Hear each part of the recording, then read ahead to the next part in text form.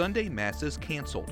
Strong action in Sri Lanka over concerns of more terror attacks. We'll talk to the Cardinal Archbishop of Colombo about the decision. Summoned to Rome. At Pope Francis' request, a bishop from Nicaragua is traveling to the Vatican. 2020 bid, the latest in the race for the White House as Democrats continue on the campaign trail. And the happiness recession, why the number of young adults who are very happy fell to a record low, and the role faith plays in being joyful. On EWTN News Nightly for Friday, April 26, 2019.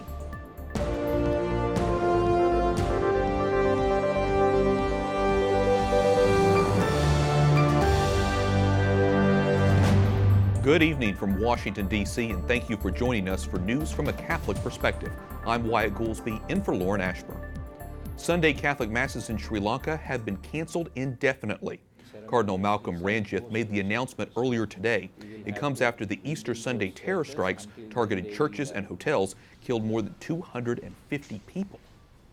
Cardinal Malcolm Ranjith joins us now from Colombo in Sri Lanka. Your Eminence, thank you for joining us. Why did you cancel Sunday Masses in Sri Lanka?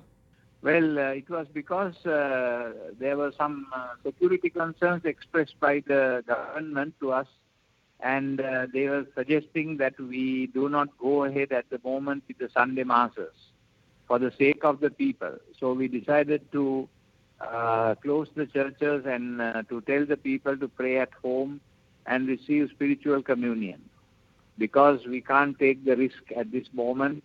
Still, the situation has not been cleared up completely, and that is why we suggested that this Sunday we don't do a Mass in the churches. We can think of doing the Sunday Mass on the next Sunday after the vigilance committees that have to be set up and the help of the police is sought out, and there is a little time to organize ourselves. Your Eminence, does this also affect daily Mass? Is daily Mass still going on? Daily Masses are also not going on right now.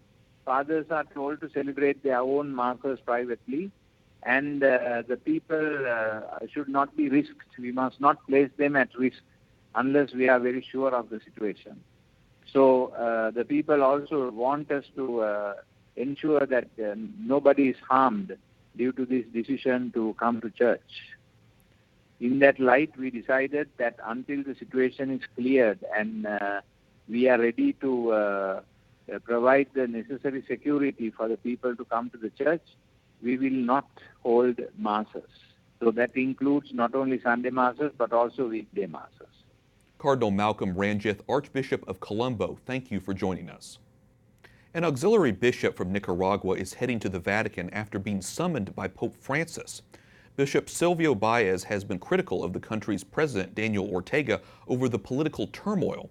Baez says he'll always be following the situation closely in Nicaragua.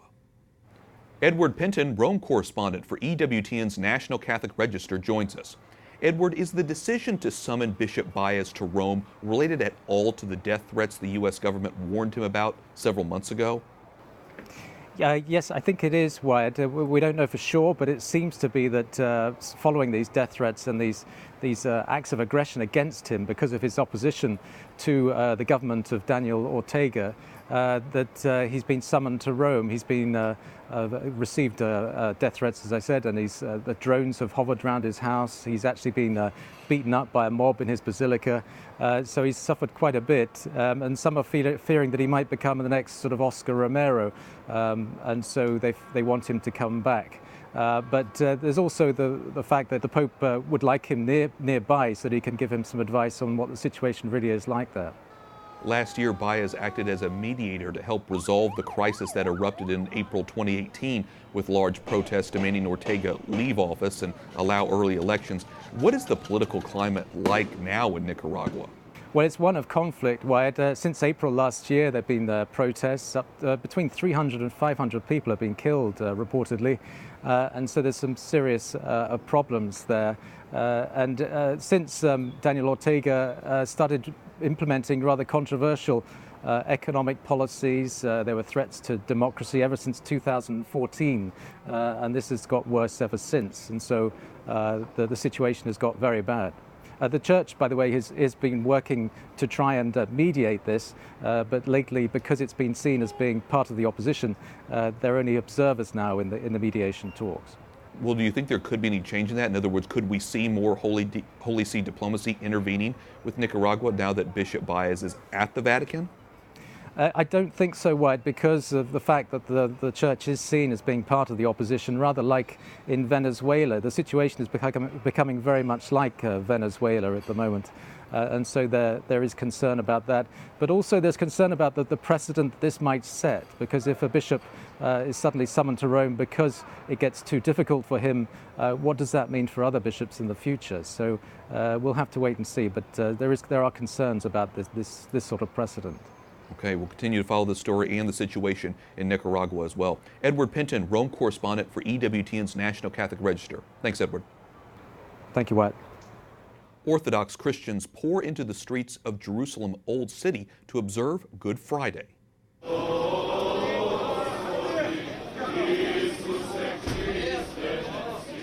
The pilgrims walk along the 14 stations of the cross, retracing the last steps Jesus took before being crucified. Orthodox Christians who follow the old Julian calendar celebrate Easter this Sunday. Mozambique is hit by another cyclone in just 6 weeks. 3 people are dead. The United Nations has warned of massive flooding. Cyclone Kenneth has maximum winds of about 140 miles per hour, equal to a Category 4 hurricane. This is the first time in history the southern African country has been hit twice in one season. A 30-year-old Russian woman is sentenced to prison in the United States for being an agent for the Kremlin, but her lawyer says Maria Butina never appeared in the special counsel's report into possible collusion by Russia in the 2016 election. I found it curious that was mentioned, that what she did was during the time of Russian election interference as alleged by the judge, when in fact, had she been involved in any of that, I would imagine Special Counsel Mueller would have mentioned it somewhere in his 400 pages if she had anything to do with it, but he did not. Butina will serve 18 months in prison after being convicted of a single charge of conspiracy to act as a foreign agent. She will then be deported back to Russia. She already has served roughly half of the sentence. North Korea's leader leaves Russia following his first summit with President Vladimir Putin, and he has some harsh words for the United States. Before boarding his private train to head back to Pyongyang, Kim Jong-un says the U.S. negotiated in bad faith during their meetings in Vietnam 2 months ago. Kim was in Russia to discuss ending North Korea's nuclear program and bringing peace to the Korean peninsula. Kremlin officials say they will brief the White House on the talks.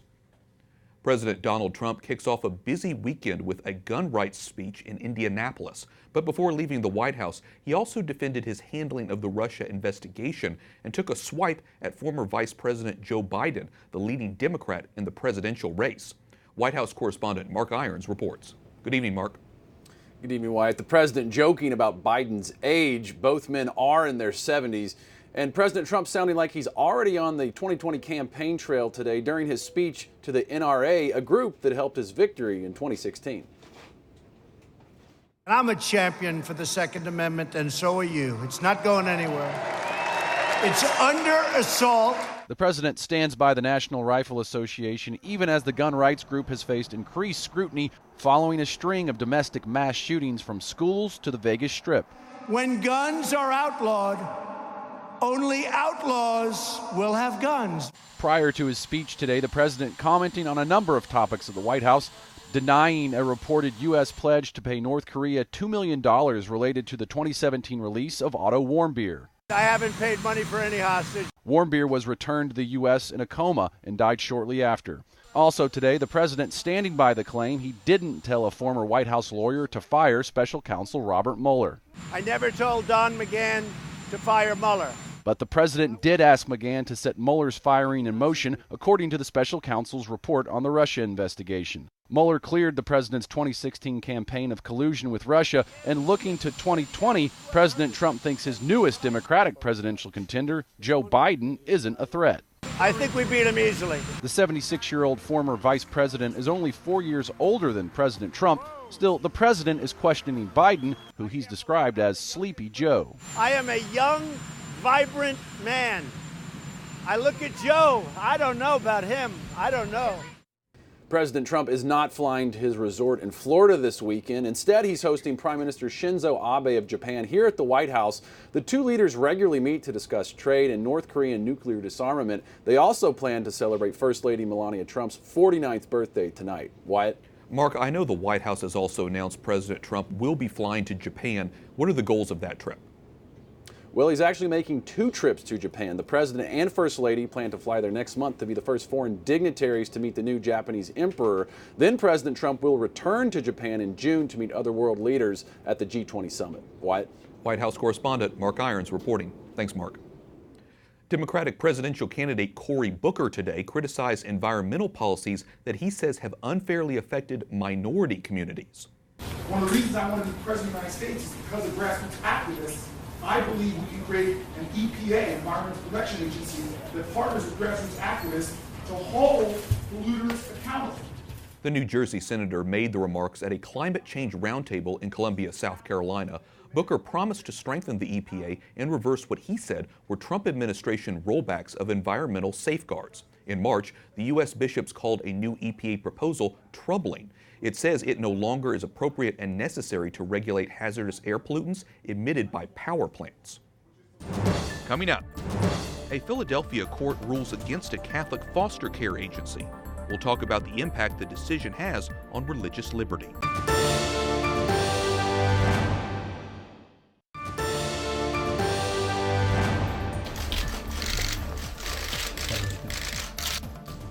Pope Francis met today with the leader of a Bosnian Serb nationalist party. Milorad Dodik and the Holy Father discussed the Catholic community in Bosnia and Herzegovina, as well as the economic challenges the country faces. Welcome back. I'm Wyatt Goolsby, in for Lauren Ashburn. A federal judge in Washington state blocks the Trump administration's new pro-life measures. The proposals provided additional hurdles for women seeking an abortion, including banning taxpayer-funded clinics from making abortion referrals. The Department of Health and Human Services declined to comment, saying they do not address ongoing legal battles. And in Kansas, the state Supreme Court there blocks a proposed ban on a common second trimester abortion procedure known as dismemberment abortions. The ruling overturns a 2015 law that would have reduced the number of second trimester abortions. After a year-long struggle, a federal appeals court has ruled that city contractors in Philadelphia must place foster children with same-sex couples, a ruling that threatens the future of the local Catholic Archdiocese's foster placement program. Joining me now is Lori Windham, senior counsel at Becket, a nonprofit law firm dedicated to protecting religious freedom. Becket represents the families, children, and Catholic social services in this lawsuit. Lori, welcome back to the program. The city of Philadelphia argued that as a contractor, Catholic social services should abide by its non-discrimination policies. So then what is the significance of this case, and what does this ruling mean for religious liberty? Well, Wyatt, this is a really bad ruling for religious liberty, because what this says is that a Catholic agency that has been serving children and families for decades, longer than the city of Philadelphia, can now be kicked out of providing foster care services just because of its sincerely held religious beliefs and practices. I can only imagine how upsetting this is. When you were on the broadcast before, you talked about the urgent need for foster parents in Philadelphia. How do you think this ruling impacts the children in Philadelphia? This ruling is only going to make it harder for children to find loving homes. Just before they stopped placing children with Catholic social services and those loving families, the city of Philadelphia put out a call for 300 more families to join the foster care system. There are empty beds right now. There are loving homes from families who work with Catholic social services who want to welcome children into their home, and they can't do that. So these children are having to go to group care, they're having to go to larger homes, they are out of options. Wow, so many implications. Across the country, we've seen faith-based child welfare providers in multiple states like Massachusetts, Illinois, California, I'm looking here, the District of Columbia, all forced to shut down their adoption and foster care services because of religious belief. What do you think about this void that's left nationwide by this? I think that our systems are already overstressed. We know nationwide there's a shortage of loving foster parents, there's a shortage of loving adoptive homes. And so when you start to go through and shut down Catholic agencies, you are leaving a gap that's going to be very hard to fill. You're going to make it harder to find homes, you're going to make it harder to find homes for special needs children, for older children, for children searching for adoption. And so I think the impact on the system overall here is really troubling. Could this set a precedent for something worse in the future? Could it cause more restrictions? I mean, what do you think of the bigger significance about this? Well, we're hoping that it won't set a precedent. We're hoping that this ruling will be overturned. But I will say that this is a step in a dangerous direction. When you have a city government coming in and telling a Catholic agency how it ought to interpret its faith and what it ought to do and then shoving it out, I think that that is a really dangerous line, and it does open the doors to cities and states starting to do more things to restrict Catholic agencies. You mentioned efforts to try to overturn it. What are the next steps here, Lori? What can be done? Well, we're reviewing this ruling right now to determine what is the best way to respond to it. Catholic Social Services wants to continue operating and serving kids, and so we're looking at what we can do. And I think this is a wrong ruling, and I hope that it will be short-lived. It's such an important case and so important that we continue to follow it here on this program. Lori Windham, Senior Counsel at Becket, thanks so much for telling us about it. Thank you so much. Up next, Brad Wilcox joins us with a look at happiness among young adults and the reasons why it may be on the decline. And a concert in our nation's capital, raising money to help Notre Dame Cathedral rebuild.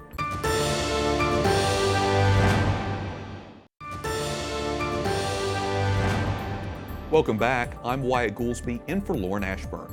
Pope Francis says the Bible does not belong on a shelf in a library, but instead should be proclaimed through the streets of the world.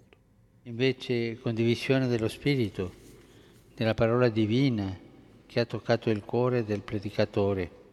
The Holy Father was speaking to the Catholic Biblical Federation on its 50th anniversary. He says the Bible brings God's breath into the world, and the Word of God is alive. It does not die, neither does it grow old.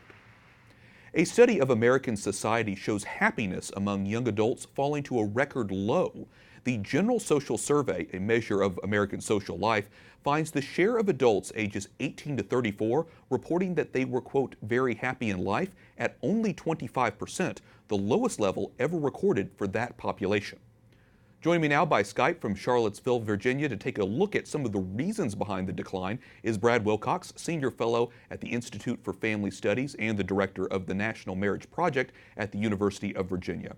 Brad, welcome back to the broadcast. You took a look at some of the factors that may be contributing to the so-called happiness recession. Let's start by talking about marriage, that factor. What correlation, if any, did you find between marriage and happiness? Yeah, Wyatt, there's a strong association between happiness for young adults and marriage. What we find basically is that young adults who are married, about 75% more likely to say that they're very happy compared to their peers who are not married. So clearly something about marriage is connected to happiness for today's young men and women. Okay, so we'll continue to keep an eye on that. Marriage is so important, obviously. Tim Carney, the author of Alienated America, was recently on the broadcast talking about the role of religion in connecting people to a sense of community. What were your findings about the role of faith in happiness? Again, young women and men who are regular attendees at church are more likely to be happy, about 40% more likely compared to their peers who are not regular churchgoers. So there's a connection between faith, meaning in life, of course, and happiness as well. You know, for all the negativity behind this about not being very happy, it's still surprising that you found in your research that friendship among young adults is up. Yes, we also find, not surprisingly, that friendship is a predictor of happiness for young adults. And this is kind of one area where there's been an increase in young adults spending time with friends. So we think that kind of young adults are sort of substituting kind of ties with friends, hanging out with friends for, both for kind of church going and also for, getting married. So there's a way in which friends are to some extent, standing in for those other more, sort of classic historical ties in American life. Well, Brad, as you know, so many people spend a lot of time on electronic devices, social media. What impact do you think that has on how we interact with one another, and does that have an effect on our happiness? Well, yeah, it does look like if you're spending a lot of time on screens, could be gaming, it could be social media, it could be something else, you're more likely to be depressed. It's particularly true for younger women in the research that I've seen. And it also seems like, just sort of spending time with people in the real world is much more likely to be associated with being happy in life compared to spending a lot of time in the virtual world. It's so interesting to hear all these statistics and what the factors are when it comes to the issue of happiness. Brad Wilcox, Senior Fellow at the Institute for Family Studies and the Director of the National Marriage Project at the University of Virginia. Thanks so much for joining us. Thanks for having me on today, Wyatt. I appreciate it. Finally tonight, Catholics here in the United States are raising money to help rebuild the Notre Dame Cathedral in Paris, which caught on fire early last week. We spoke to the Notre Dame organist who is performing a benefit concert in Washington, D.C. He told us why the pipe organ is such a unique instrument, especially in a church. The acoustic of the cathedral is absolutely stunning, and yes, it's probably one of the most wonderful organs in the world. Johann Vexo has been practicing on the organ at the Basilica of the National Shrine of the Immaculate Conception, which is hosting the concert tonight. Vexo was playing the Notre Dame organ during Mass on April 15th when the fire broke out. He says thankfully the organ was not damaged in the fire. And some say it was divine intervention that kept many important parts of the Notre Dame Cathedral intact. And that wraps up our newscast for tonight. We thank you for watching. For the entire EWTN News Nightly team, I'm Wyatt Goolsby. We'll be back on Monday with more news from a Catholic perspective. Good night, and God bless.